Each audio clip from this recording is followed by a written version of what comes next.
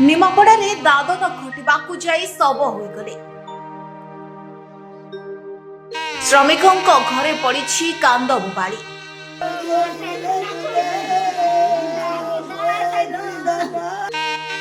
चारि झियो पत्नी अनाई बसिछन्ति बापांको फेरिबा बाटको। एपरी अघटन देखिबाकू मिलिछि निमापड़ा ब्लॉक बड़माछपुर ग्रामरे। विजय कुमार नायक दादन घटिबाकू केरल जाइथिले, हेले हठात तांकर देह असुस्थ हेबारु ट्रेन जोगे ग्रामको फेरिथिले। केरलर पालघाट स्टेशन रे ओल्हाई संज्ञाहीन होई पड़िथिले। रेलवे पुलिस पालघाट सरकारी स्वास्थ्य केन्द्र रे चिकित्सा पाई तांको भर्ती कराइथिले, मात्र सेठारे डाक्टर तांको मृत घोषणा करिबा परे पुलिस पहुंची शवकू जबत करिबा सह विजयଙ୍କ परिवार को खबर दैथिले।